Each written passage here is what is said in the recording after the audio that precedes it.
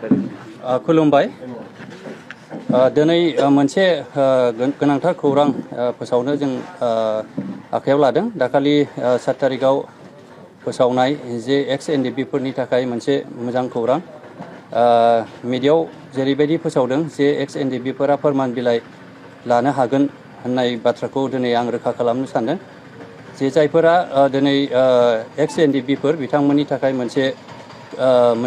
certify जे NDFB नंगौना नङा बिनि थाखाय फोरमान बिलाइखौ दिनै बिथोन होनाय बायदि जोंनि बिटिआरनि चिफ आरो जोंनि दानि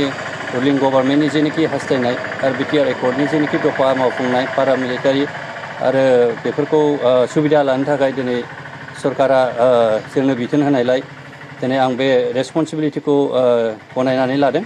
दा बेनिखायनो साफ्रोम जोंनि एक्स केडारफोरखौ आं खावलायनाय थाबाय जे गाबोन अखानायनायनिफ्राय जोङो मोनसे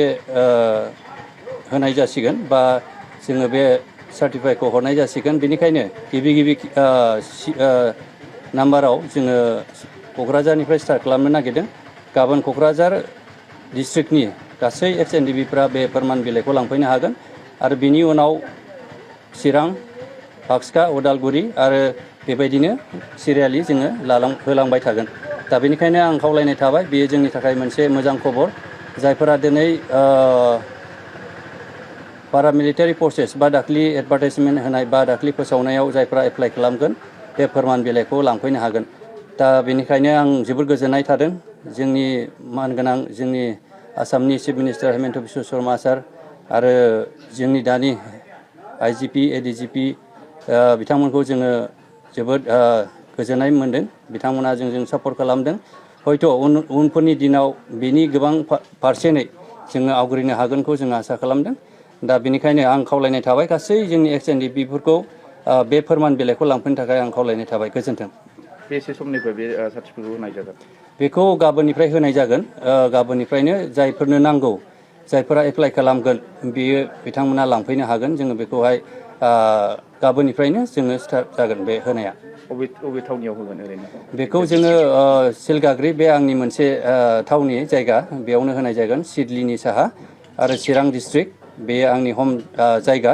बेयावनो लांफैनो हागोन आरो बेखौ जोङो अफिस सिस्टेम बानायनाय जादों आरो मोनफ्रोमबो ग्रुपनिफ्राय बेखौहाय रोखायै बयबो गावनि फोरमान बिलाइखौ लानानै लांफैनो हागोन फोरमान बिलाइया बेनो बेवहाय गावनि जेनोखि बेंक स्टेटमेन्ट जेरैहाय स्टाइपेन्ड हाबनाय थायो आरो बेजोंहाय पेन कार्ड आधार कार्ड बेखौहाय लाबोफानो हागोन आरो जुदि चेकआ जुदि फट'स्टेट दङबा बेखौ लानानै फोरमान बिलाइखौ लांफैनो हागोन ओरैनो साबेसेसो सोद्रोमाफोरा मोननो हागोन बे सार्टिफिकेटखौ ओरैनो जोङो सरकार गनायनाय बायदि जेरैहाय जोंहा 10 to 12 जोङो दिनैहाय बे मोनसे रोखा जानानै दं जायफोरा स्टाइपेन्ड हाबनाय आरो जायफोरा दिनैहाय चेक मोननाय आरो बिनि अनगायै हार्डक'र जोंहा दंखायो बे हिसाबै बेसेबां 25,000नि अनजिमाया जोंनावहाय आखायाव दङ दा बिथांमोना गोनांथि जानायफोरासो जायफोरा सरकारि भाबे माबा मोनसे साखरि माबा दानि जेनोखि एडभार्टाइजमेन्ट होबाय थानाय बेवहाय जुदि एप्लाइ खालामनो होयोब्ला बेखौहाय लांफैनो हागोन आरो जुदि आं लानानै दोननोसै होननानै बुङोबाबो बेखौ जोङो हरनाय जागोन